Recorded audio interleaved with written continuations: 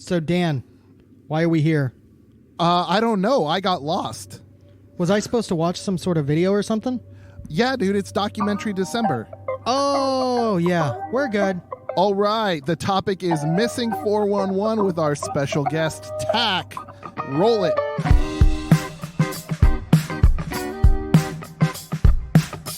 You are listening to the Beyond Terrestrial Podcast, your one-stop shop for the outstanding, the unconventional, and the downright strange. Strap in because the boys are about to take a wild ride. I'm Funk Master B, setting up that tea for the duo of Gumfoolery. Your hosts, Dan and Lee. Of course I believe in aliens. I mean, in an infinitely growing universe, why would we be the only living species? Bigfoot, Nessie, all that stuff, it's gotta be real. How are we to say that we're the only ones? It's just ignorant. I think aliens are not only from other planets, but they're time travelers.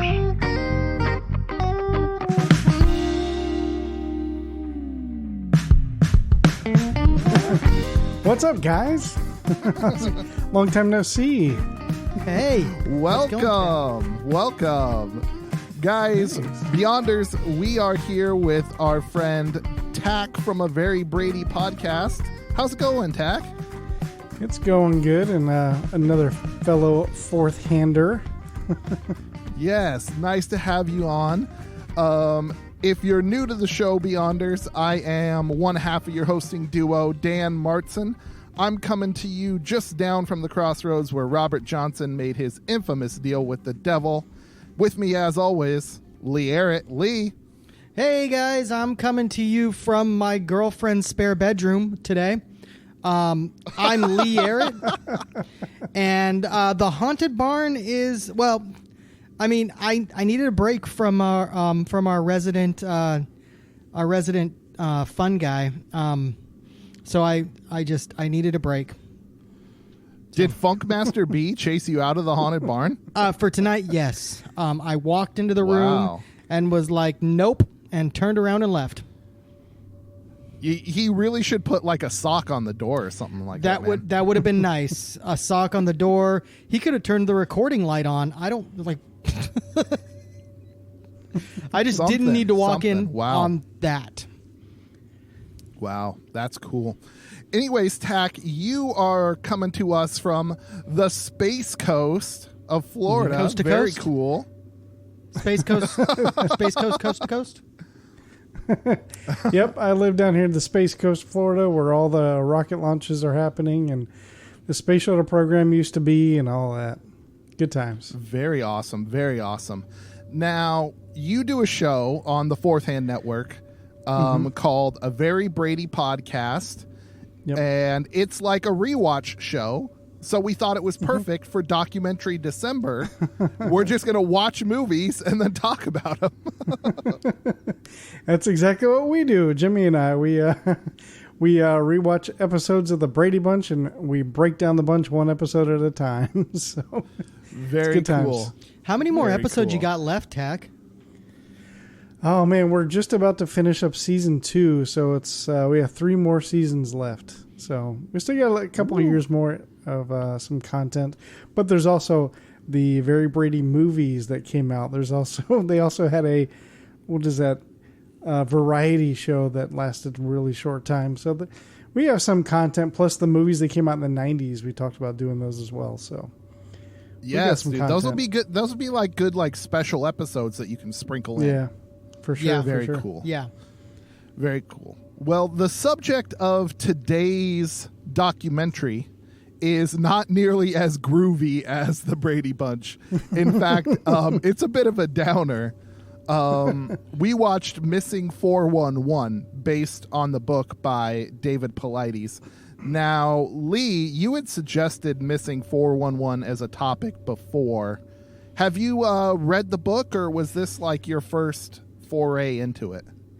You know, I have not read the book. I learned about David Paulides through another podcast. I really don't want to speak out of turn here, but I'm pretty sure it was Expanded Perspectives podcast out of Texas. They did an interview with him, and in that interview, they discussed his book, and it really hit home with me the amount of people that are disappearing in our national parks, and there's not a lot of like oversight. Like, you would think that there would be some sort of database, right? That the National Park Service would want some sort of information that they could go to and be like, oh no, it's not that many people, or oh yeah, we may have a problem. But instead they just kind of let it, like, you get scattered reports. And David Paulides really, like, he's got a history in like law enforcement, and he really delved in and got a lot of different reports. Now, this one, not so in depth. It's not quite. He picked a few of them that were semi-related and went after those. And Dan, I'm not gonna lie, Dan, this one was a downer. This one, Yeah, big time. yeah. By the way, just to throw something out there, Dan, you said this morning, you were like, yes, by the way, I do my research. I started this video this morning. You said this morning, hey, you can find it on YouTube for free with commercials. So I went and rented it on Amazon for $3.99 because I didn't want to deal with commercials. Dude, okay.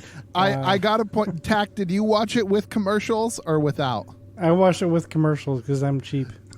Dude, they would throw you off so bad because you're watching this documentary and it's like the kids went missing without a trace, vanished into thin air, and then the next thing you know, it's like a Tide commercial or something like that. Right. Like, Tide gets your clothes really clean, and it just totally takes you out of it. So Beyonders, if you want to watch this, probably better to do what Lee did and pay $3-4. It was $4 on Amazon. Yeah, that's a little more than I'd like. But hey, when I searched it out on Amazon, there is another Missing 411 movie. It's Missing 411: The Hunted. Yeah, there's a follow-up. Yeah, which that one may be interesting to me. I'm hoping that one's more about the adults that they talk about, or that Mr. Paulides talks about.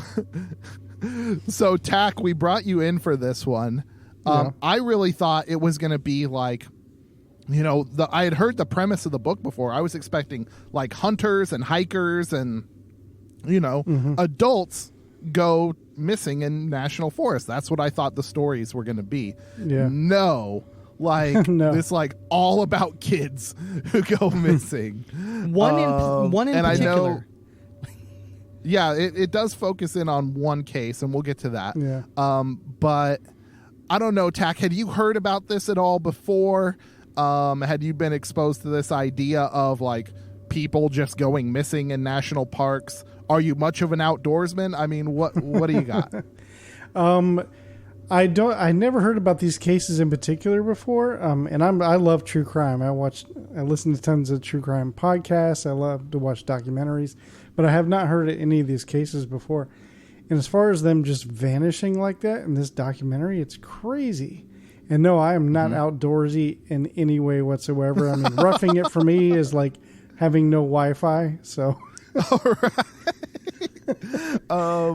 yeah, I think there's a big segment of the country, Tack, that's like that, and it's going to be very hard to relate this to people who have never gone camping before, right? You know what I mean? I've never been camping as an adult. When I was a kid, I've gone a few times, but now I just I don't know.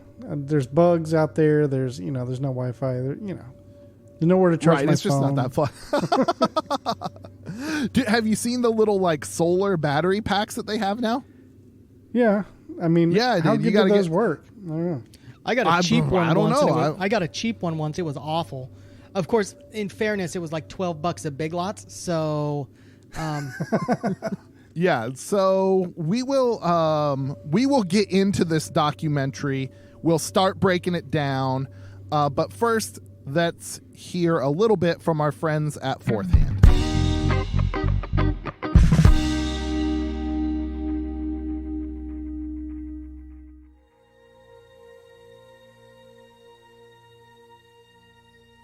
Space, the final frontier. These are the voyages of the waste vessel, the Black Swirl. Its ongoing mission to explore strange news stories, to seek out new laughs and new absurdity, to boldly go where no sci-fi podcast has gone before. Welcome to Close Encounters of the Slurred Kind.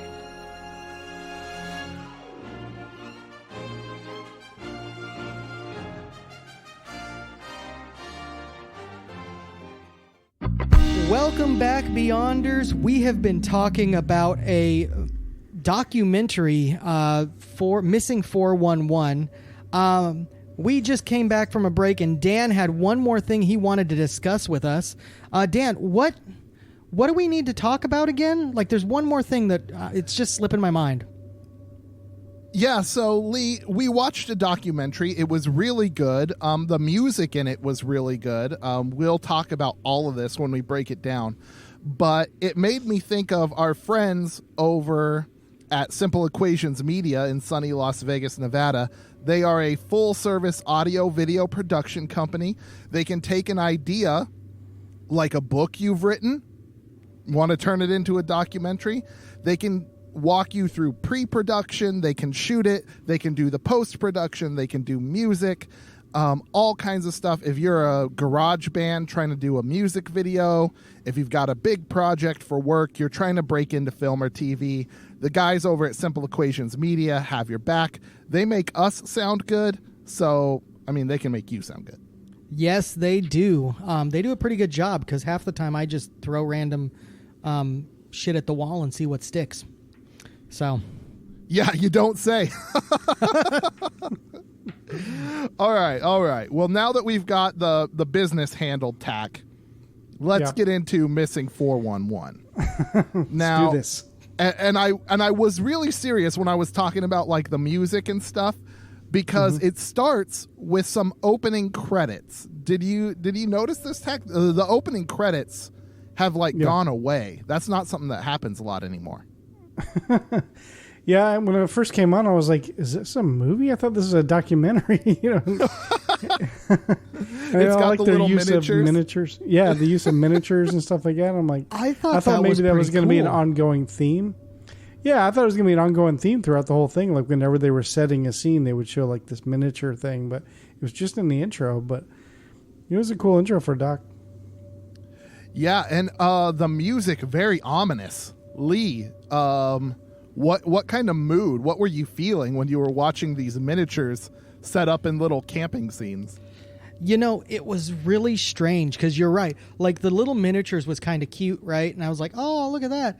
But the music was so ominous. Like, the whole show, the whole, documentary, they did a very good job of setting the tone, and that tone they wanted you to feel was pretty much terror. Like, it was, I mean, not like really scary, but you were in bad things are happening.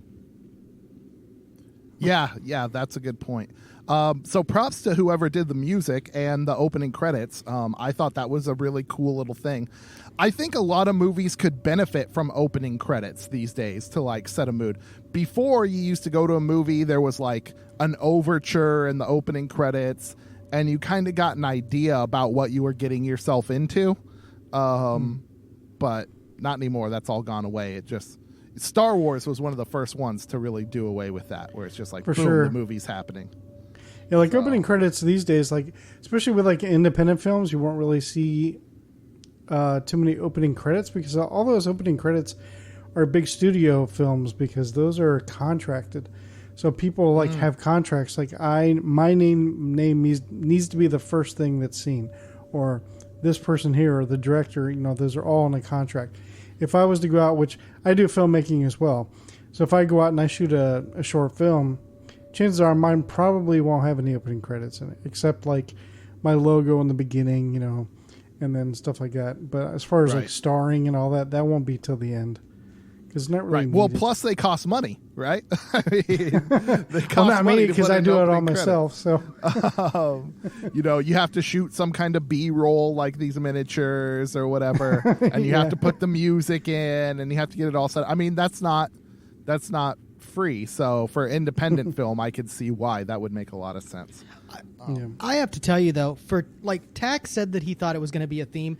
That would have been a cool transition feature. Like when they transition from different thing to different thing, just having those little miniatures set up in the next scene kind of thing. That'd be kind of cool. Oh yeah, maybe. Like, instead of the black. Well, we'll talk about the transitions and stuff. So let's get into like the meat of it, and then we'll talk about the transitions and stuff that happens. The documentary starts off in Idaho Falls, Idaho, which is actually around one of our listener bases. So that's pretty interesting. And the case they focus in on is the case of Dior Coons Jr. Little Dior went missing July 10th, 2015, from the Salmon Chalice National Forest near Ladore, Idaho. Ladore has a population of 105 people. That's on the sign that they show out there. I mean, it's small. It's out there in the wilderness. So, anyways, Dior Coons was camping with his father, Dior Sr., his fiance Jessica, her grandpa Bob, and Bob's friend Isaac. Now the adults and little Dior. I know what you're laughing at. Yeah, Dior Sr. and his wife and little Dior had gone to town into Ladore to buy some feminine products, which TMI, but whatever. And they bought some candy and other supplies, right? They're camping. They come back, and Isaac and Bob had been out fishing in this tiny little creek, and they had caught a couple fish. And Dior Jr. and his wife were like, no way you caught fish in that tiny-ass creek. And he's like, well, I'll show you where we got them. They went out to go look at the fish in the creek, and little Dior was following them. And they said, well, you want to go back with Grandpa? Like, Grandpa's got the candy, whatever. The kid was like, yeah, no. The kid's like 2 years old. He turns around and goes back with his grandpa, and that's the last time anybody sees him. So it was pretty freaky. And they go into a lot more details about this case. But like, first take, Lee, you lived over in Idaho Falls, right? What was your just very first impression?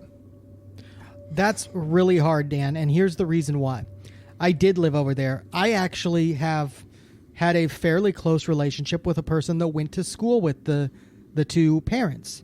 Oh, really? So, yes.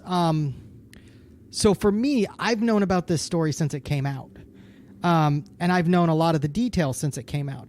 So if you're asking me first impression from the show, I'm having a really hard time because from the movie. It was clouded very heavily from my overall impression of the case previously. But all right, so you came in with a lot of bias, is what you're saying already. Yeah, I hate to say it, but I did come in with a lot of bias. So I'll leave. All right, I'll leave the first impression to Tax. Let's get Tax take. What do you think, man? Are you asking me what do I think happened? Well, just what was your first impression of the case? They pretty much lay out what happened. The kid goes missing. Like what struck you early on about this? Well, one thing that really shocked me is like Grandpa. All right, like he said, he took his eye off him for, what did you say, 10 minutes off a 2-year-old? Yeah, that is. I mean, if you have kids out there, you can't take your eyes off of a 2-year-old for even like 1 minute. And then it seems like he just didn't really care. He kept referring to the child as the kid through the whole thing. Like, I don't know, the kid did this, the kid did that, you know. Like he really didn't seem like he cared too much about, what is it, his great-grandchild? Yeah, it would have been his great-grandson, yeah. So, I don't know, that just seems shady to me. I don't know. I mean, yeah. But it's interesting for sure. I mean, it doesn't sound like the parents were involved or had anything to do with it. at first you kind of think the buddy Isaac is kind of involved somehow, just because he seems really shady. But I don't know if that was just the documentary just boosting that up and trying to get that in your head. I don't know. But well, the private investigator grandpa mentions at one point with Isaac that he did not participate in any of the search, refused to talk to anybody for the majority of the time. Yeah. That's shady. All right. Well, Sorry. we're getting beyond our I first apologize. impressions. I We're getting beyond our first apologize. But yeah. So it's a crazy story. And I was actually living in southern Idaho when this happened. So this was like national news. We were probably, I don't know, like an hour and a half away from Idaho Falls. So Yeah, that checks out. We heard a lot about it. Well, and probably much further away from Lador. Lador's way out there. You may be closer to Lador than Idaho Falls. It's kind of north. No, you'd have to take all these back ass roads, like the road up to this campground. They talk about it is like a rock path essentially, and you have to go very slow over these big rocks and washouts and stuff like that. And you can navigate it, and you can do it pretty easily in like a pickup or any kind of high clearance vehicle. But if you were out there in like a passenger car, you could have a really rough time. And honestly, like it's slow going over these rocks. So where they were is way out in the sticks. And to drive out to Lador from where I was, you'd have to go like around Craters of the Moon. So that's why it takes longer than to just take the freeway to Idaho Falls. Gotcha. That makes sense. Yeah. So they do a cut in between, like the Dior Coons Jr. case is like the through story of this documentary, and they splice in some other cases. And when they do the cuts, they use an interview from David Paulides with Coast to Coast AM. So what did you guys think of the Coast to Coast cut? Tack, we'll start with you. I thought that was kind of weird and random, like because he came on kind of early. Like they threw the case in early on in the doc, and they're like, "Okay, here's the case. Now let's cut." All of a sudden, now you're hearing the Coast to Coast interview, and you're like, and then they mentioned aliens. I'm like, okay, so this is going to be about aliens then. Is that what they're going to discuss about? He was abducted by aliens, And I thought maybe this is the direction the whole documentary was going in.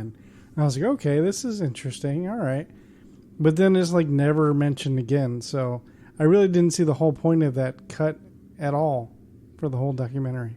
Yeah, Lee, your thoughts. I mean, Coast to Coast is like big in the world of Fortiana, but I don't know about if it really translates to regular people, Lee. What do you think? So for me, that was the first instance, just like Tack said, that was the first instance where I was like, oh, we are going towards Fortiana. Because the way that I heard about David Paulides' book was that it tries to keep an open mind, and yes, it could be something Fortean, or it could be something more down to earth and real. So I thought that was like indicating, hey, we're gonna take this in a direction, right? And we're gonna guide this towards the, let's have some Fortean thought processes, but let's not. But then it doesn't like check out like that after that. Like that's really the only tease to Fortiana that happens at all. Yeah, I think there's an interview later on with a lady and some other suggestions that they do. But it just, for me, the Coast to Coast cut doesn't work because it almost takes away some of the legitimacy of the doc, right? If you're doing this show and you're like, people are going missing and it's very serious and there's something going on, but then you go to like, George Norrie or Knapp or one of those guys, and you're like, hey, this could be aliens. Well, now people aren't going to connect the same way. That's fair. You know what I mean? Yeah. Like that's the difference between it being like a 60 Minutes sort of thing and a Kickstarter crowdfunded documentary in my mind. So the next case is the case of Bobby Bizup. He went missing. Now again, these cases are supposed to be related, but this kid went missing August 15th, 1958. This is way before. From Rocky Mountain National Park, a place called Camp St. Malo, which was like a Catholic kids summer camp. One of the counselors went to go get Bobby, who was like hard of hearing, and had like these big old hearing aids in.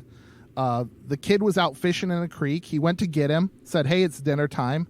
They were walking down the mountain back to the camp, and when the counselor turned around, the kid was gone. So very, very strange case. Lee, what did you think about this second case? You know, it is a strange case. However, have either of you ever played Red Dead Redemption? I feel like Dan has. Tack, have you played Red Dead? Oh, yeah. Sure. Oh, Okay. yeah. I'm just making sure. You ever been attacked by a mountain lion in Red Dead Redemption out of effing nowhere? Yeah. I don't think I actually have, but I know what happened. I got my ass whooped by a couple mountain lions, like just straight up out of nowhere. So anyway, I guess what I'm getting at is that was the feeling I kind of got with that one. It's a weird case, but the child is already not able to hear very well. He's been off alone for quite a little while. A camp counselor, from the reenactment, I'm assuming it's relatively accurate to the story. That camp counselor never comes within 20 feet of the child, right? So he just yells at the kid from a distance. Kid starts heading back. I hate to say this, mountain lion, realizing his food thing that he's been tracking starting to get away and starting to go towards safety, just grabs him and runs. Yeah, I mean, maybe. Tack, what did you think about this second case? Like, it ends up his body gets found way further up the mountain. When if the kid did get lost, all he had to do was really walk downhill to camp, Following the well-defined trail. Yeah. So what did you think about what happened and this how one that was might have worked? This one was really weird. Like how quickly it just disappeared, and I didn't really like the way they shot these reenactment scenes because the way they shot it, it really made it look like the camp counselor was shady. Just of the shots like behind his head and like they didn't really show his face, and the way he walks up to the kid and stops and lights a cigarette, it's like it made him look like he was about to like rape this boy. I was like, what is happening? And so and then but then it was just like super innocent. It was like, hey, lunchtime, and they're like, okay, cool, and then he turns around and starts to head back, and then looks back, and the kid's gone. Like it's right. Weird. Well, I think 1958 is like pre-Surgeon General's warning, so like everyone just smoked. They all just thought that was okay. I think the kid was smoking too, and he was like trying to put a worm on his head. Well, the other thing that was strange, and maybe this is just me, typically if I call a kid to me, to go back for dinner or something, and I want to make sure they're coming back with me, I wait for them to catch up to me before I start walking away. Right. Yeah. Yeah. Like any normal person would. Right? Right. It seems like to me he calls the kid from down the trail. Mm-hmm. He sees the kid acknowledge him. He sees the kid start getting his fishing stuff together to come out. And then he just turns around and walks off without waiting for the kid to catch up to him. And then what was it? I think it was years later they found his hearing aids way up the mountain. Yeah, they found tooth or something. Yeah. Oh, I think it was just the next year, the very next year at camp. Yeah. Some folks went up there and found his hearing aids. But I'm like, dude, once he's gone, you know, who knows how his remains could get spread, right? Yeah. Mm-hmm. So, like a year's time, they make it like he walked all the way up there, and that's where he finally died. I find that highly unlikely. So, I agree with that. Now, there's a story later on. We won't get into it yet, but that one's really strange because I get the feeling that did happen. Like that child just walked all over the fucking place. yeah. Well, and this is a common theme amongst these cases, Tack. Like, it's always like their body was found here where people had already searched, or their body was found here, which is ways away. There's, I don't know. It's once a person's passed away, who knows what animals do? I mean, and especially if it was an animal in the first place. Right. I just feel I feel like mountain lions automatically go for the throat. That mountain lion just grabs him by the throat. He can't scream out because it's cutting off his airway or what have you. And then they just drags him up the mountain to eat. Yeah, have you guys seen that one video of the guy that fell into like a tiger cage and then he got pretty much eaten by a tiger? Mm-hmm. It's a really disturbing video. Did you see this video? I think it was like somewhere like in Indonesia or something. Sounds about right. Okay. Sorry. Well, this guy, like, not to go into too many gruesome details, but this guy falls into this tiger cage at a zoo, and they're all trying to get him out, but there's a tiger right in his face. And he's, like, just hovering down, crouched in a corner, trying to kind of keep the tiger away from him. But the tiger is almost playing with him a little bit. But then, all of a sudden, out of nowhere, he literally just grabs the dude by his head in his mouth and carries him to the back and begins to eat him. And as soon as he grabbed the top of his head with his mouth, the guy just like went completely limp and just was carried by his head all the way to the back. Yeah, and now actually that's kind of interesting because some of the stories that I've seen about mountain lion attacks on like cyclists and joggers and all kinds of stuff, a lot of times it seems like they go for your dome. So yeah, I don't know. We'll see. This is one of the common theories amongst these cases that there's some kind of animal involvement. So we'll keep going through them and we'll keep that in mind. So at this point, they introduce us to one other case and they cut back to Dior Coons Jr. and talk about the search efforts. They had 200 plus searchers out there by Lador. They had vehicles. They had guys on horseback. They had a helicopter equipped with FLIR. I mean, they had tons of folks looking for this kid. And of course, they suspected animal involvement. They even suspected potentially like eagles because this kid was small enough he could have been picked up by an eagle. So they were looking. Guys, if I have to go violently, I want to be taken out by an eagle like that. Like, I mean, I guess they'd have to be Lord of the Rings eagles at this point, but still, like, yeah, I mean, it is pretty American and badass, right? So yeah, like they talked about animal involvement and what could potentially take him. You know, a bear, a mountain lion, an eagle. The creek was a big object of their investigations. There were a lot of little trees and snags all through this creek. So if he had fallen in and got swept under, he could get stuck under a snag and drown very easily. Even though it was a very small creek. Yeah, I was going to say, I mean, I can see that he could possibly drown in the creek.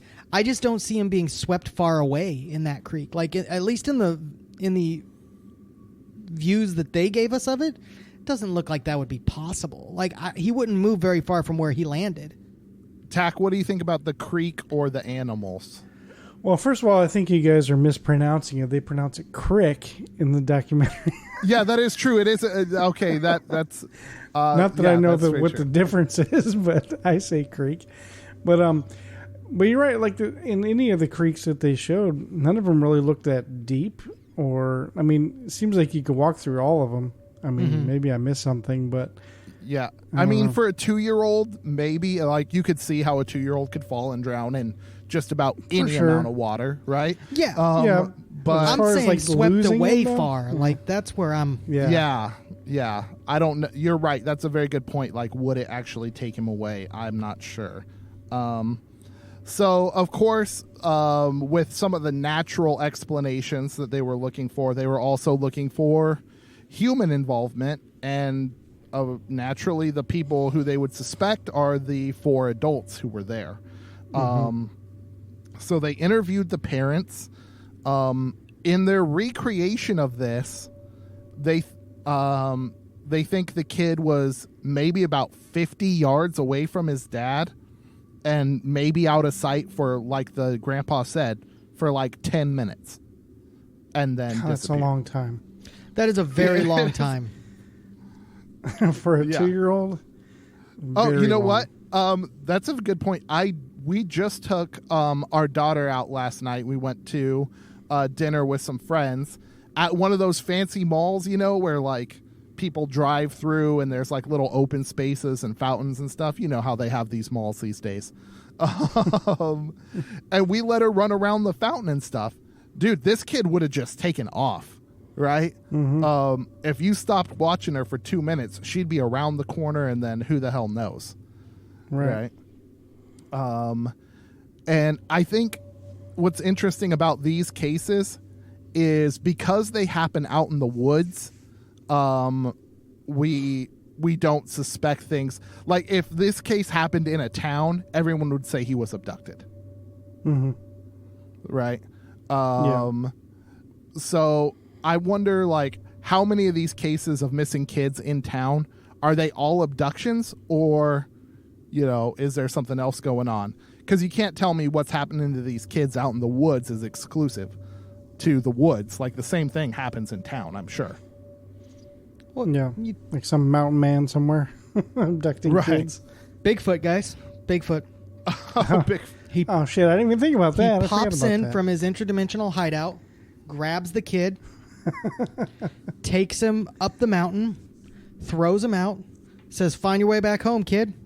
And then typically the kid dies. Sometimes they don't, but typically they do. I don't know, man. I don't know. It's just weird. Like I said, you see cases that happen in town all the time. Some kid goes missing. I just wonder about the kind of the rural urban disconnect in these stories. It kind of intrigues me. So now they're interviewing these parents. They're talking about how long the kid's out of sight. And this is the first suggestion that maybe his parents had been negligent. Lee, you came in with some bias already. Let's just like your quick thoughts. I don't know if it's full negligence. I do feel like if I had a 2-year-old, the last thing I would do would be, hey, go back to your grandpa if grandpa is out of sight of me. Unless I can see the grandpa that I'm sending the child to, I would not be sending the child to that grandpa until I knew where the grandpa was specifically. Well, I do want to point out one thing, Lee. You can see the picnic table in the campsite from where they were down at the creek. That's So fair. it's like it is a little ways away, but it's really not that far away. So it's I don't know about the negligence. I couldn't say. But that's something they put into our mind when they go to the next story, which is actually, I think, the saddest story in the documentary. For sure. It's that Crater Jared. Lake? No. This was the Jared Atadero. He went missing October 22nd, 1999, in near the Comanche Peak Wilderness. He was only 3 years old. Now, his family worked at the Padre Canyon Resort, which seems like a cool kind of gig, you know? You got campers going by, you're out near the woods. Yeah, you're running the store all day, but, it's in a cool little spot. And his dad, Alan, had let him go with a church singles group. He let his sister and Jared go with this church singles group. They were supposed to go to a fish hatchery, but instead they actually went further up the road to the Big South Trail, to the trailhead there. And they started taking a walk up along the river. And as they walk, they start to spread out. This is something anyone who's been on a hike will tell you, you know, if you go with a big group, people start to spread out. Jared was like way ahead because he's 3 years old and loaded up with energy. And there was someone from the church group kind of up there with him, but he ran up out of sight. And after a few minutes, she was like, I haven't seen the kid. And that was it. Now, years later, some of his clothes and like the top part of his skull and like a shoe were found about 550 feet up this in this rock slope. It was kind of like a talus slope or like a boulder field. A boulder field is probably a better description. And to get up there, you would really have to like scramble on your hands and feet to climb up there. It's a pretty tough climb for an adult. So how did this kid's remains get there when there was no blood on his clothes, no animal hairs, no discernible evidence of how he got up there? Tack, what did you think about this one? This one got me because they interviewed his dad. And like, now I'm a parent, you're a parent, Lee's a parent. Like, this one was rough. Yeah, this one was really sad. I really felt for this father, man. Yeah, this one was just as weird too. And like, another thing I thought was a little bit morbid, how his dad had his skull like with him. I thought that was weird too. But like, I was, on the one hand, I was like, oh gosh, that is really weird to have. And on the other hand, I'm like, well, that's all that's left, you know? So like, I got it, but I did think it was really creepy too. Right. But like, he's not buying this whole animal attack thing. He's not going for it. He's like, he wants answers, and I feel for him, and I feel bad, and I wish he could have some real closure. I mean, he's got closure as far as, yes, his son has passed away, but there's no real answers, and that's what's the saddest part of it. Yeah. Lee, your thoughts? Okay. I agree. It is a very sad statement. I don't know if I should say this joke, but I think I'm going to anyway. Dan, I really thought you were going somewhere very morbid with that last like little bit where you were like, you know, one part of me's like, wow, that's really morbid, but then another part of me's like, and I thought you were going to say that would make a great candy jar. Oh, I'm so that's terrible. I deserve to be. Okay. Oh man. Man, I'm sorry. I'm sorry, everybody. No, I hate to say it, but I go back again to my theory of what's going on.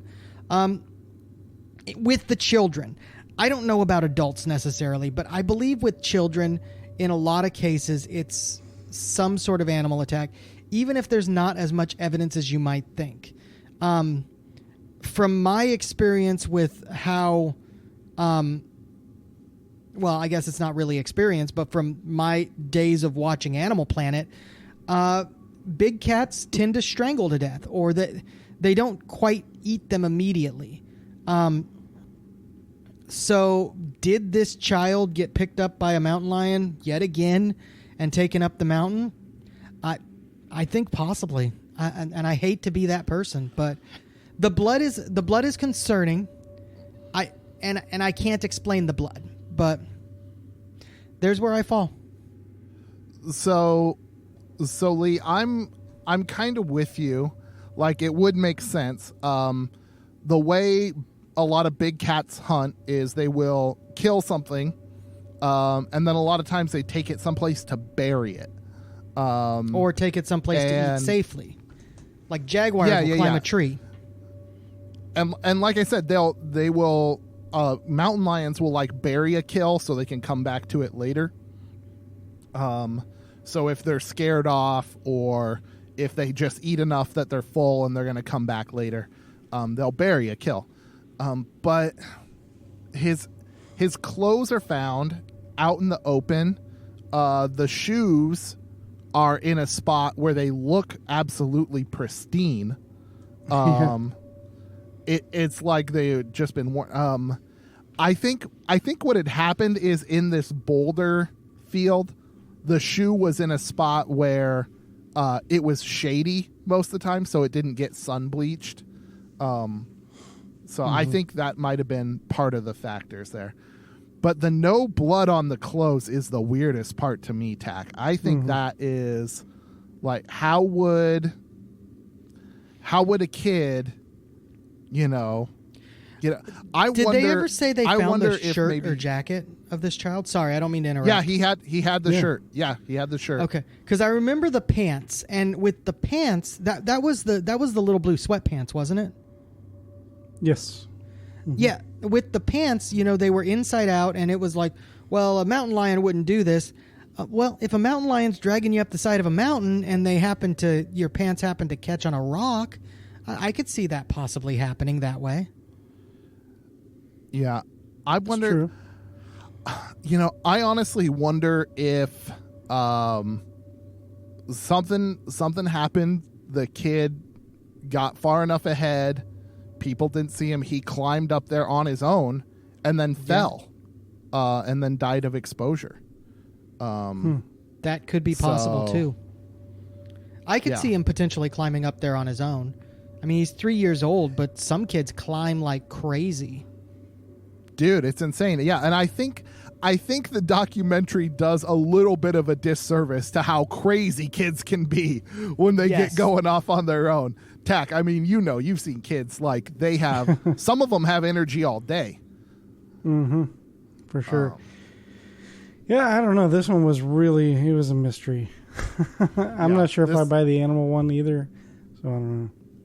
I think this one is the best case. Well, this one and one of the really old ones are some of the best cases for some kind of supernatural intervention, because there's just really no answer. But again, I think this is like a human thing to try and fill in the answer, right? We don't know what happened, so it must be something we don't understand. Very like God of the gaps sort of thing. Just plug it in with whatever you believe in. Interdimensional theories, aliens, whatever. So who knows? It's a weird one. So we will cut back to Idaho Falls and more missing 411 cases after this quick break.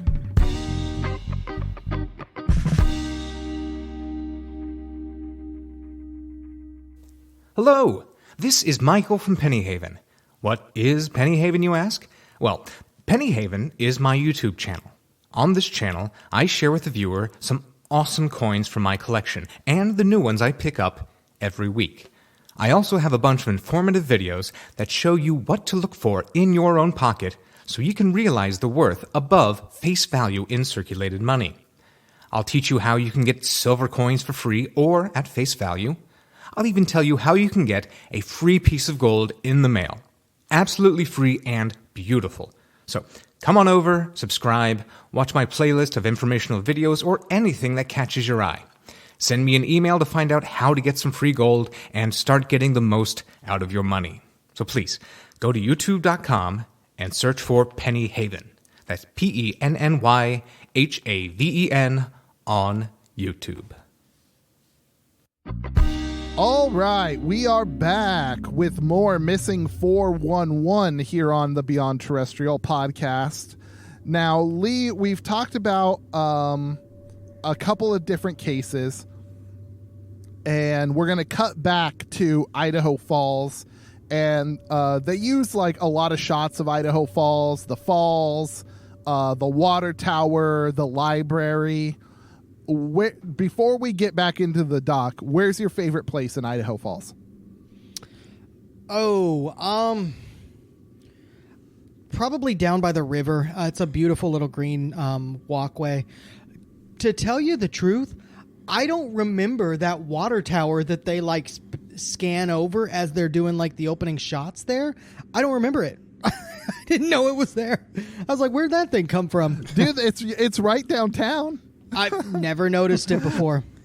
Never noticed it before. So my wife and I are huge fans of the Museum of Idaho in Idaho Falls. They just did a big expansion like last year, the year before. So really cool. And then the Celt downtown. It's like an Irish bar. Oh, you were talking about stuff but like the that? food's really good. Yeah, dude. The Guinness Brownie. Get it. All right. Now, Tack, I remember from a Very Brady podcast, you had mentioned you had spent some time in the United States Navy. I did. Yeah, 8 years in the Navy. Yes, in submarines, right? Yes. Yep. Submarines. Very cool. Very tight space, right? You seem like a taller guy, Tack. Was that No, rough? not at all. No, No? But it doesn't really matter. Like, I'm only like 5'8". Oh, okay. But it's like, it depends on what class of submarine you're on, depending on how big it is. So you have like the fast attacks, which are a little smaller and tighter. Right. And then you have the Tridents, which are much bigger. They're more of like a, quote, Cadillac style. And there's spaces that the overheads are pretty high. And, you know, it's not as cramped as you would think. So you got to ride on like a boomer sub, right? Well, so they call them Tridents. Like, Boomers class is like the older version of the Tridents. Oh, I see. So yeah, then they came out with Trident class. The SSBN's, the Ohio class is what it was. So very cool. So I don't know if you know, but Idaho Falls is right next to the Idaho National Laboratory, which is a nuclear power research facility. Nice. And actually the very first nuclear reactor that ever made usable electricity was built in Idaho. Oh, that's awesome. Yes, it is the precursor to the Nautilus and our entire nuclear fleet. So, which is interesting considering how many, like, Idaho is one of the biggest states for hydroelectric power, yet we were also the first state to produce a nuclear. Yeah. They have that very first reactor. It's a decommissioned now, but it's like a museum, and you can go visit it. And they have some really cool stuff. Outside, they have these giant jet engines. They tried to make nuclear-powered jet engines in the 50s, and that's not a good idea for a lot of reasons. But the idea was, like a submarine, you could have a bomber that could just fly continuously and always be ready to drop its nukes. Right. But planes crash a lot more than submarines sink. So It was a poor choice. They didn't go through with that. But this nuclear reactor that they built, it's like experimental breeder reactor number 1.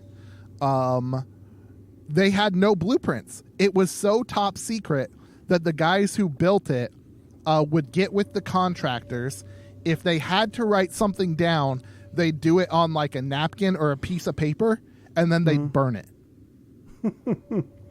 So it's really cool. But anyways, we're going to go back to Idaho Falls, and they kind of interview Grandpa a little bit and talk with him and his friend Isaac. This is where we find out Isaac is a weirdo.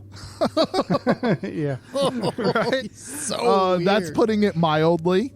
Him right? and both of his teeth. Right. He's got very like a picket fence going on behind his lips.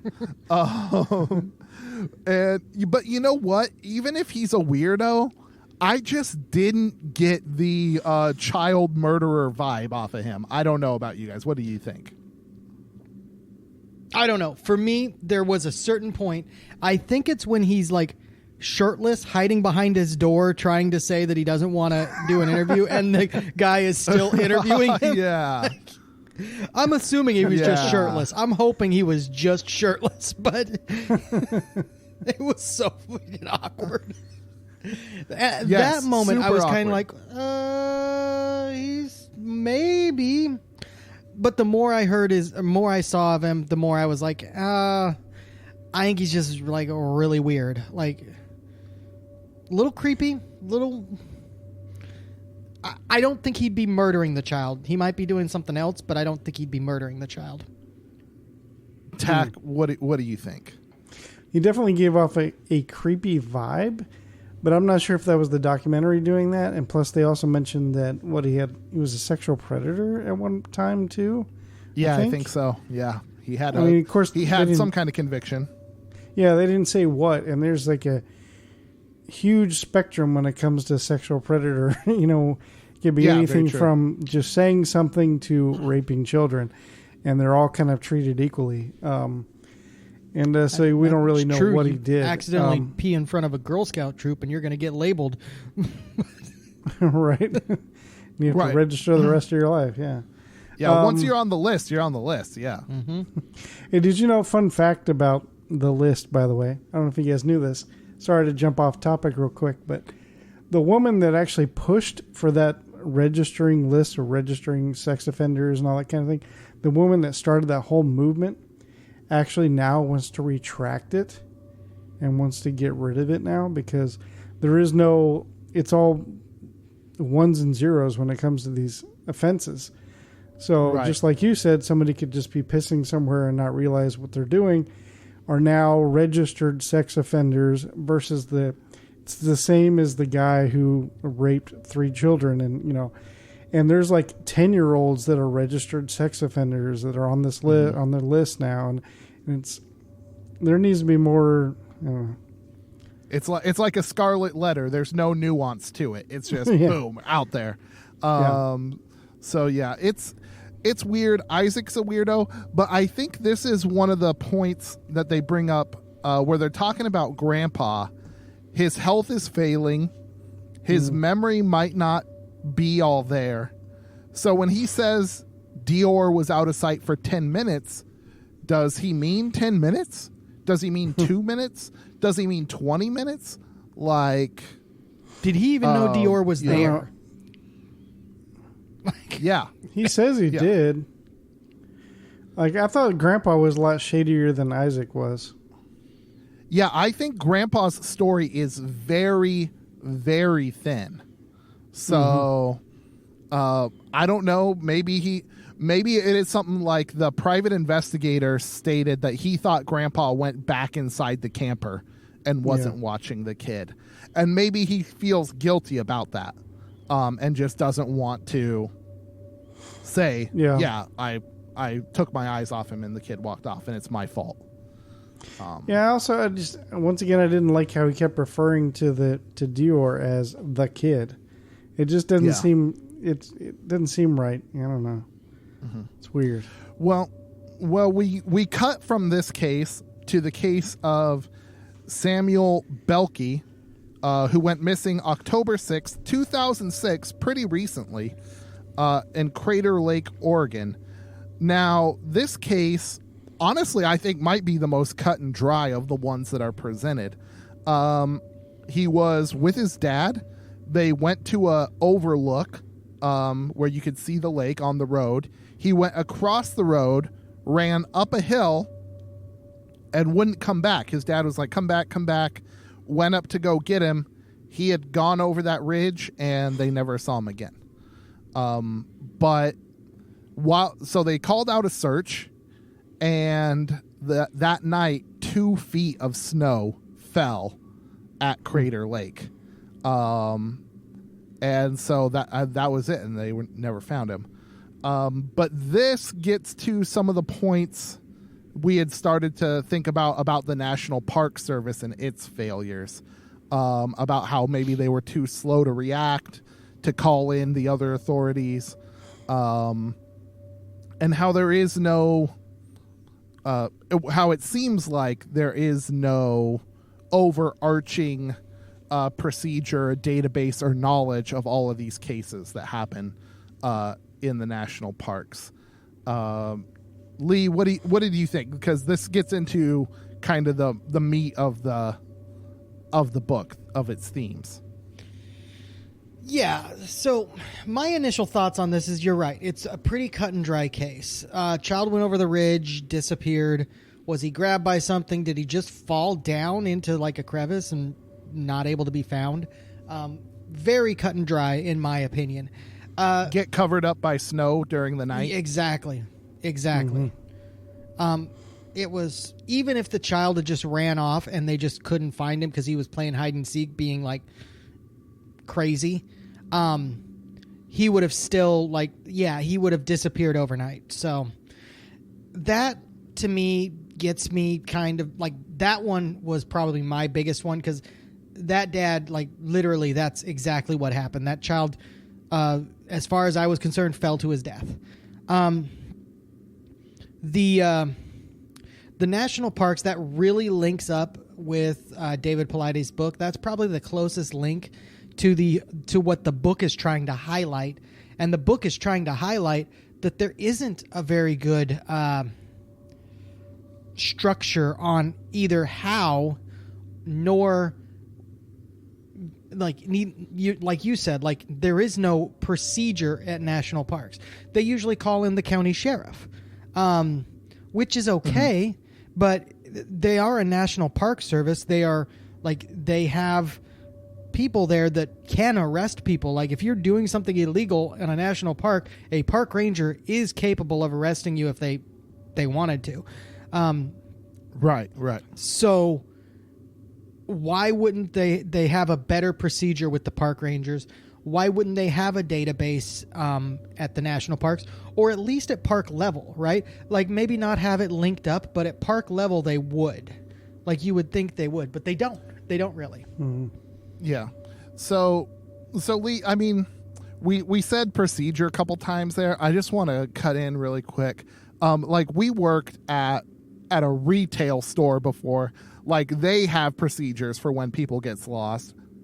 I'm sure the National Park Service has a procedure, but the question is it too slow, and maybe does it need to be improved, right?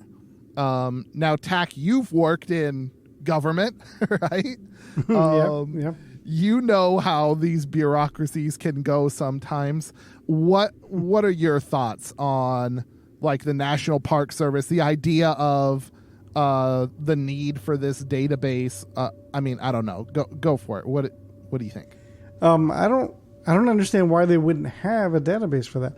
Even like we used at a park level, they should have something, even if it's just a file folder in the filing cabinet, just like, hey, another kid missing over in this area, I feel like it's super important to have, and why wouldn't you keep track of that kind of stuff? Yeah, it's like they just think the other agencies are going to take care of it. Maybe. Well, and especially like going into the future, if the kid isn't found immediately, you'd want to have some kind of reference for, maybe potentially finding remains later on. For sure, definitely. Or even seeing some sort of connection within like different cases, like, holy crap, I think we might be dealing with a serial killer here or whatever. Right. But I just wonder, because so many times, like, the county sheriff tends to be in charge of search and rescue operations in a given area. Maybe it's like jurisdictional. These are crimes that are probably reported to the individual states. You could probably find a list of missing people in your state very quickly. Yeah. But the National Park Service is spread out. And again, like, not all of these cases deal with the Park Service. Some of them deal with the Forest Service. Some of them might have to deal with the BLM, right? You're talking about a bunch of different agencies. They all fall under the Department of the Interior, but do you want them to keep a list of everyone who goes missing from all federal ground across the country? Well, that seems like a lot. I don't know. And it seems like they might not all be connected, right? Having an idea of who goes missing in your state, there might be some correlation there that you can try and figure out.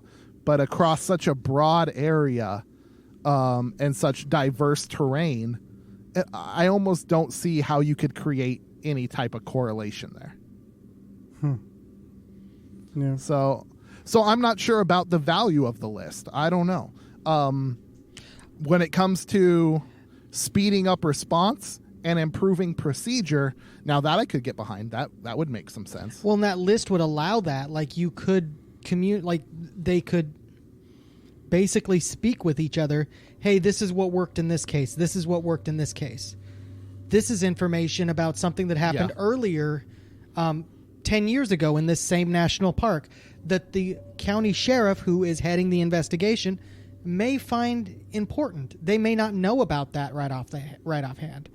And you say organizing that. Okay, so it's all under the Department of Interior. Okay. I don't know if you know this, but I'm able to upload a file to a drive, and on that file it has information that you need, Dan, and you go on and you pull it off. So I'm not trying to sound like a smartass, but I feel like computer technology has made that much easier for them to do.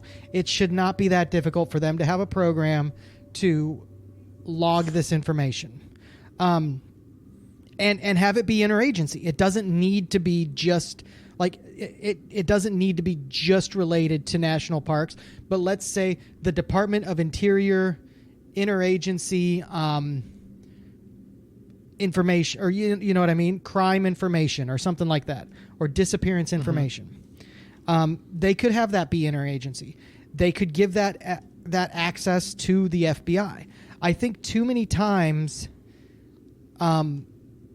government bureaucracy gets in the way of information getting to the people that need it in order to solve issues. So, sorry, I'm off my soapbox now. Yeah, let's move on, because this is like you could really get into the weeds about like government bureaucracy and the operation of these agencies and how they should communicate with one each other. Blah blah blah blah blah. All we know is there are clearly some issues, and fixing them might be more difficult than all of us think, because we don't work in these agencies. So, but we cut back to the Dior Coons Jr. case, and Tack, this is where we get into the weeds, where like they start talking Facebook conspiracies and right. The public perception of the parents, like, because they didn't do enough interviews, all of a sudden they're suspicious. And who the hell knows what random people put up on Facebook? I mean, you've seen social media these days, Tack. What did you think about this section, the Facebook response to the Dior Coons Jr. case? Well, I mean, it's not surprising because everybody's going to think automatically, well, the parents did it and they're murderers, and we're all, we've all seen the Casey Anthony stuff. And just in the wake of that, people just now automatically assume the parents murdered their child and they're trying to cover it up, whether it was an accident or whatever. And I personally don't know. It seems like Lee knows a little bit more about this family than I would. Yeah, Lee, this might be a good time for your biases to come out in the Facebook conspiracy section. The Facebook conspiracy section. Yeah. The person that I knew, or that I was in relation with, honestly believed that the parents killed the child. Based off of her history with the family, she felt that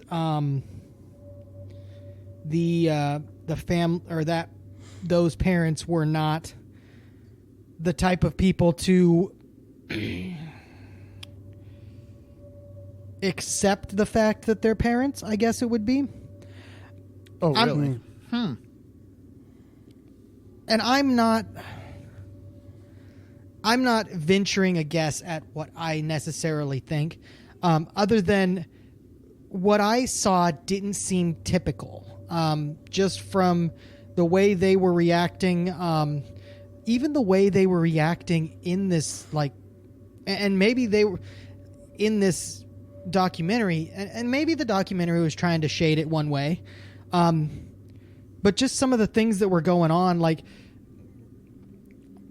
in the documentary specifically talking about that, at one point the friend of the family is talking and she gets interrupted in her interview by Dior, who's saying that Jess, the mother, is upset because they're doing an interview with the friend. And interrupts the whole thing and basically shuts the interview down. And for me, it just doesn't seem like somebody who was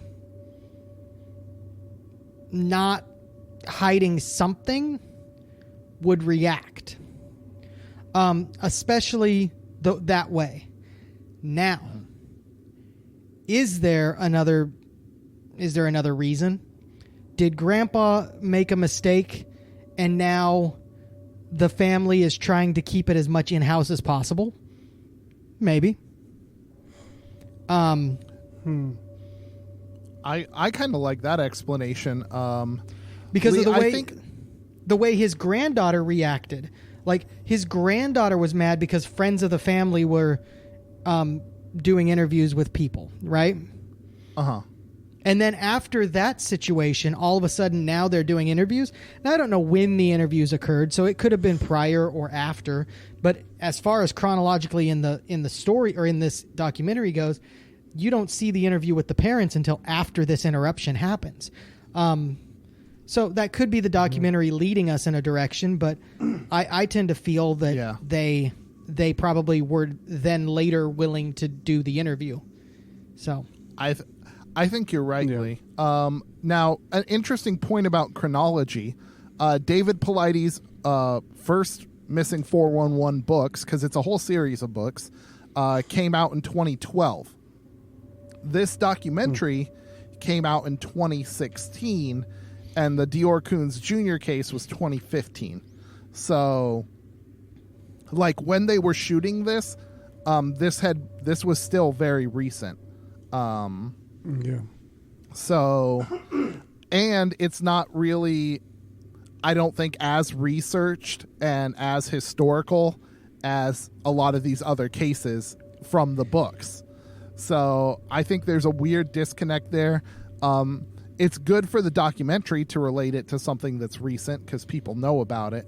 But is it that good for, like, the theme of the documentary that there might be something supernatural happening out in the woods? I don't think so. I don't know if this case was the one to pick, right? Yeah, I kind of agree with that. It's hard to not come in with that into that one with bias or with thought processes of it being it's more of a true crime story than a hey, maybe there's something weird going on out there. So. Yeah. So, Tack, really quick, you were on the East Coast when all of this went down. You hadn't heard about this case at all, I take it. No, never did. Yeah. So obviously, the parents, Dan, it wasn't national news. Well, no, the thing is, it may have been, but the parents were offered to do, like, Good Morning America and a bunch of these national shows, and they didn't do them. They did one interview right after it had happened with, like, the East Idaho News.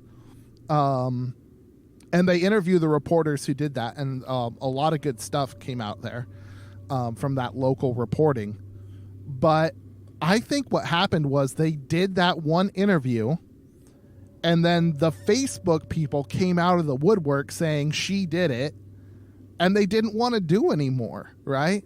They're grieving parents. once you get that bad reaction from the internet, it's just going to be rough. And know, Tack, we're creators. We're putting out stuff on the internet all the time. We get it. Like, people on the internet kind of suck sometimes.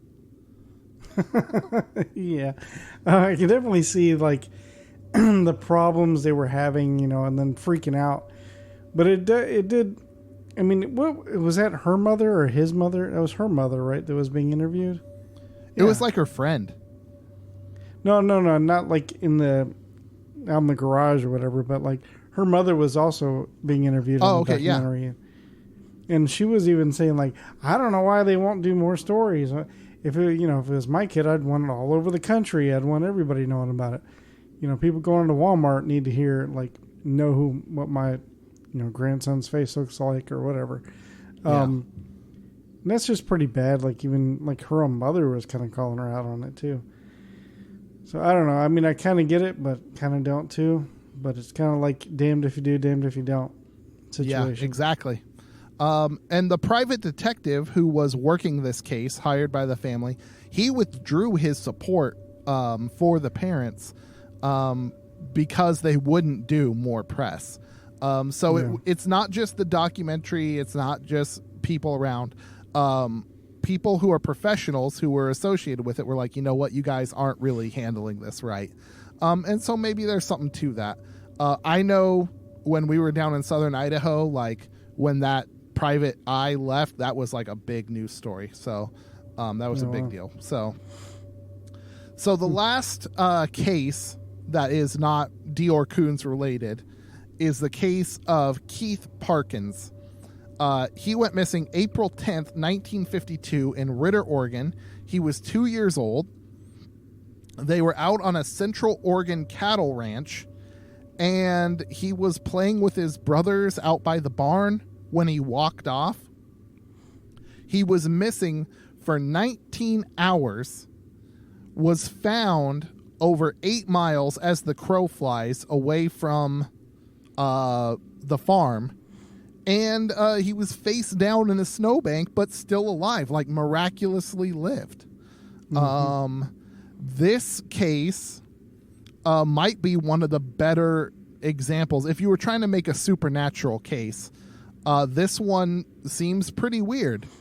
Tack, what do you think? Could this have been some kind of abduction, some kind of interdimensional rift, something where this kid got way further away from the house than he should have been?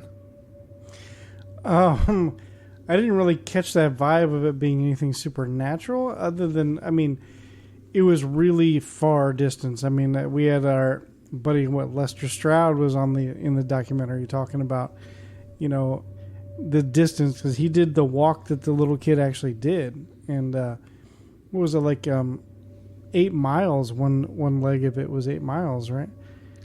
Or yeah, something like that. And it's impressive, and that's also an amazing story. I love that the documentary threw this story in there to have there's a happy ending one too, that but it is a kid that came up missing in the woods, but also was found alive, and I would say alive and well, but he was a little malnourished or whatever. And but it was weird, but I didn't catch any paranormal vibes from it or anything. Unless I missed something. Did I miss something? No, like Lee, you're more into this interdimensional stuff. And I know you love a good alien story. Oh, I do too. Don't get me wrong. Yeah. How do you think this relates to some kind of supernatural abduction or whatever theory? I'm with Tack. They kept it kind of vague. I don't think that they intentionally or they wanted it to go towards supernatural, but I can see where that supernatural vibe could have came from. For me, it's just strange that when you look at the map that they put up, it shows that he would have walked one direction. For hypothetical speaking, he walked southeast, and ended up in a cow pasture, and they found evidence of him in that cow pasture, but then they found him actually northeast of the cabin, meaning he walked south and then back up north.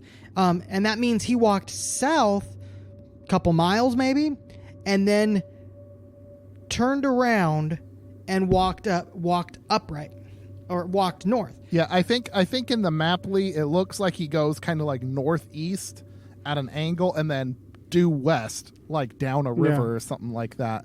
But yeah, you're right. He like switches directions. Yeah. Anyway, and he backtracks. And when they say it's 8 mile, like where he was found was 8 miles as the crow flies, that means he basically doglegged that. That's not an 8 mile. That's not an 8 mile walk. He walked 12, maybe 15 miles.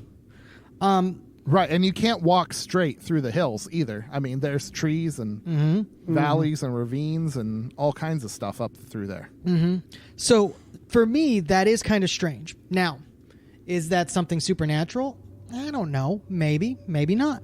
The one thing that kind of caught me off guard is he implied when they actually interviewed the young, or the man that was that young boy, that when they asked him, he didn't know anything about it. Like, even though he was like 2 years old at the time, you would have thought he would have said at least something, right? And he implied that he didn't remember how he got there. And he claimed that the cat scratched him. So that's a little weird. To me, it is a little strange, like how he would move. I mean, I guess 15 miles isn't a crazy number to move in 19 hours. But in the cold, in the dark, through barbed wire fences, because they found evidence of him like walking through a barbed wire fence. Mm-hmm. It seems a little strange to me. It really does seem a little strange. But did he walk it? So maybe. So Lee, I think this case is the best evidence for something supernatural and the best evidence to refute it, right? Because there is evidence like he was going through barbed wire fence. Like there's physical evidence of his motion around this area. And at one point he mentions... Sorry. What was that, Lee? Go ahead. At one point he mentions, the man mentions, I apparently took my hat and jacket off for whatever reason. Well, we know that hypothermia eventually gets you to a point where you feel like you're warm, so you take those layers off. This is a documented thing that occurs. So was he starting to succumb to hypothermia? Well, we know he was. He ended up with a little bit of frostbite. They found him barely alive, face down in the dirt, and I want to tell you, this was the best fake out they could have done, because at one point the mom says, we found him stiff and face down in the dirt 8 miles away. Do you know how, like, I was in like, my daughter was listening in and she's like, what happened to him? And I was explaining how this child died when they threw the curveball and was like, oh, he's still alive. He's still alive. Yeah, it was a good one. I liked it. Tax right. Like, thank goodness there was one where someone lived, right? Because the rest of the show had been such a downer. Yes. But it's weird because like the 2-year-old can't give any reason why he was out there. Like, I don't know. I would like, so clearly he was walking, but why? We just don't understand any of this. So I think 2-year-old also can't give you a reason why he took a cookie when he wasn't supposed to either. Yeah, it's true. It's true. I mean, kids live in their own world. They really do. Maybe he was following a cat. Oh yeah, you know, it could have been completely in his mind, whatever it was. Yeah. It's really weird. I think that this case doesn't rule out the supernatural, but also you're like, well, clearly he's walking. You know, there's footprints, there's the barbed wire. Like, is it possible? I think, again, there's some theories about like how we as humans are equipped to be distance runners. And like we would run down our prey, and that's part of our evolution. So maybe, again, they're discounting how much these kids can do. I'm not sure. But we go to the last Idaho Falls Dior Coons section, and they interview the parents, right? What did you think about Dior Sr. and his fiance? I mean, they even went out to the campsite with her, and she showed us around what had happened. I mean, what did you get from all of that? Do you think it was mom and dad involved, or I don't know? I don't. I did at first because there's a lot of evidence that, well, not evidence, but they were saying how they weren't very good parents, or they weren't whatever. A lot of people were saying bad stuff about them. But watching them in the interview, I didn't get any weird vibes from them. I didn't get any bad, but at least not from him anyway. He seemed pretty legit and was like just determined to find his son and figure out, at least have some closure on this, which I was very disappointed, spoiler alert, that there was no ending to this, and it's a case that's still going on, which is sad. So I didn't get any weird vibes from him, and not really from her either, but I didn't get anything from him at all. He seemed like he was pretty innocent and wants closure. Yeah. Lee, we've already heard a little bit about your biases towards the case. Just what was your impression of the final interview? So I actually like that final interview changed my mind a little bit on the situation. I came into it pretty much convinced that the parents killed him. Coming out of it, I don't necessarily think that that's what happened. I came out of it thinking that the parents knew more than they were giving away, but I did not come out of it thinking that the parents were involved in the disappearance intentionally. And what I mean by that is because I saw a lot of eye shifting, not from Dior, but I saw a lot of eye shifting from Jess. And granted, that may mean nothing, but for me, it was her running through like the differences. There was certain moments when Dior was like, we know we're innocent, and we know that we will be cleared, or that's the gist. And I could see her eyes just kind of darting all over the place a little bit. And for me, I don't believe that. I honestly believe that they know that they're not at fault. But I think they might have a decent idea of who is at fault. And I don't want to lead any implications, but I think that they either know that the grandfather messed up, or they know something more about what the grandfather did. And if he truly is on oxygen and losing his memory, starting to go a little senile, I have some experience with senile older men, and they can sometimes be violent for no true reason. And if that moment happened at the wrong time, he could have done something unintentionally, especially if he didn't feel the same connection to that or to Dior as the rest of the family. And from what Tack was saying, I don't think he felt that same connection. No. Yeah. I think Dior Sr., I think when he goes to like talk to the friend during that interview, when he kind of breaks into it there, he does kind of suggest that Bob, the grandpa, and Isaac know more than they're letting on. And I'm kind of leaning towards grandpa on this whole thing. Clearly he was the last one who should have been with Dior. So I wonder if it's not necessarily deception, but it's a combination of like guilt and not wanting to like blame your family, right? 80 something year old man, your own grandfather. Like, it's rough. It's a rough situation. Plus the guilt and the loss. I mean, it's just a lot to deal with. So that's what I'm kind of thinking. Like, yeah, sorry, I don't mean to interrupt, but no, that kind of wraps up the Dior Kunz story. And now Paulides says that he has like 1,600 of these cases where people go missing mysteriously around national parks and forests and stuff like that. I honestly think if you did list them all, you would have a very tough time finding a real strong correlation amongst these cases. During the coast to coast interview part, this is where some of the supernatural suggestions come up, like whatever force this is maybe has been with humanity for as long as history or prehistory or whatever. I don't know about that. That's a little much.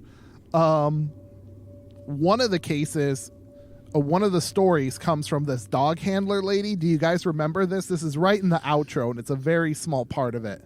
Do you remember the dog handler story, Tack? Yeah, Are you going to talk about how the dog was kind of going apeshit in that? Yeah, and the kid like comes out of the fog. Yeah. Mm-hmm. Yeah, that was creepy. Like that image of like this like naked kid comes out of the fog while the dogs are barking, and you have no. Oh man, her dog was actually barking during that story. Yeah, dude, that's some horror movie stuff, right? But again, I think it goes to prove like it's hard to explain what these kids are doing. They live in their own world. If they're moving around, they can be very hard to find. Like the number one advice when you get lost in the woods is what? Stay put, right? Right. Well, if they're moving around or if they've been attacked by an animal and it's moving around, very hard to find all of these people. So there's just too much land to cover. And that's about it. And then they end with the FBI investigation of the Dior Kunz Jr. case found no evidence that a crime had occurred. So we're left wondering, and that's it. So Lee, all these other cases, the supernatural suggestions, they're really hinted at, but it's not ever explained. This crazy story about the kid in the fog, the FBI's conclusions. Wrap it up for us, man. What do you think, Lee? So I'm clouded a little bit because I feel like this documentary did not do justice to the storyline that David Paulides is trying to create, where people disappear in strange ways and people, adults do things that are outside of what even somebody that's not an experienced outdoorsman would do. And some of those are just crazy. There are stories of grown men shedding their clothing for no apparent reason. And these are adults that are experienced hunters or something like that, and it's just strange. And appearing in crazy places. One man I know disappeared from. He was riding a 4-wheeler up a. When they clear a path for power lines through forest. Yeah, he was riding a 4-wheeler up there. They found his 4-wheeler at the top of the hill, and he was nowhere to be found. But like his clothing was there too. So he went up to the top of the hill. He's a hunter. He's going hunting, not nude hiking, which also is just something strange, but maybe somebody does it. They Oh, found I'm his sure. clothing up there too, and seemingly, like, not just pristine, but like folded, like put on, like just laid across. Anyway, it's just strange. Those ones are the ones that entice me to like weird supernatural things, or like weird human beings being weird human beings, which is, I guess is possible, but just still kind of strange to me. Like, why would you go up into the middle of the woods, take off all your clothes, and wander around? Yeah. Why Well, wouldn't you? Yeah. Tack. That's the best place to be naked, is out in the woods. No, it's not. You Nah. get thorns in your feet. You rub your junk against tree trunks. It hurts. Well, you're doing it wrong. Why would you rub your junk on tree trunks, you weirdo? Why wouldn't you? Okay. Tack's best But- answers have come at this moment. So Tack, you're our guest. You get the last word. What do you think? Wrap it up. Let's see. What do I think? Yeah, I think you guys are nailing it. I think Grandpa knows a lot more than what we're led to believe. And I don't know. I don't know. Let's just leave it there. I think Grandpa knows something, and And the supernatural stuff might be a little bit much, huh? yeah, it's a bit much. And I'm all for supernatural and paranormal and ghosts or whatever, or aliens, but I don't see its place here in this story. I don't think these cases give a decent overview of the supernatural thought. Yeah. This might be one of those cases where the book is better than the movie. What? So, yeah, go check it out. But yeah, guys, weird stuff happens out in the woods.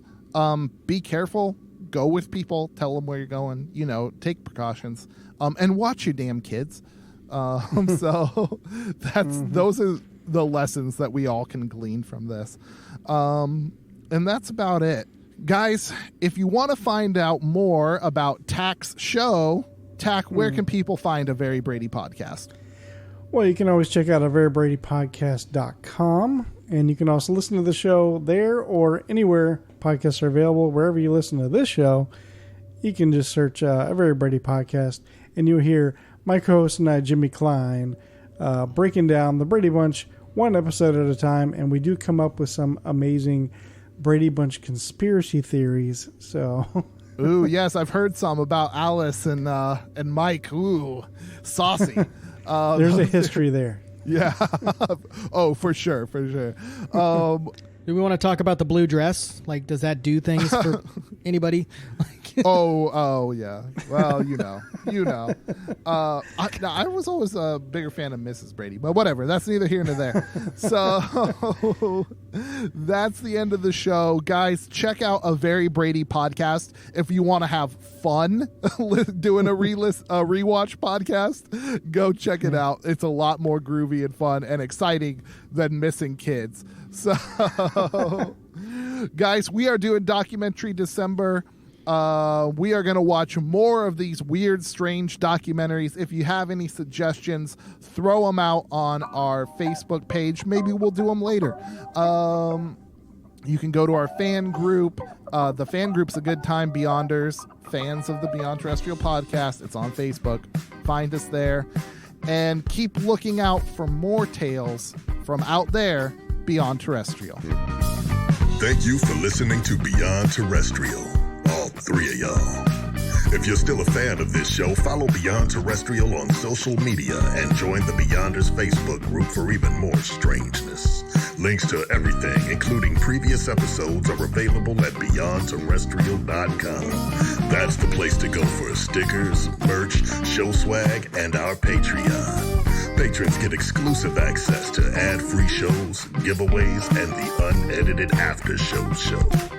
Anything you give to the show goes straight to Funkmaster B's bachelor pad, which for now is also where these giant turkeys record this show. This show was edited by Simple Equations Media with music by Mike Root. Dan and Lee will be back next Tuesday with more from Beyond Terrestrial.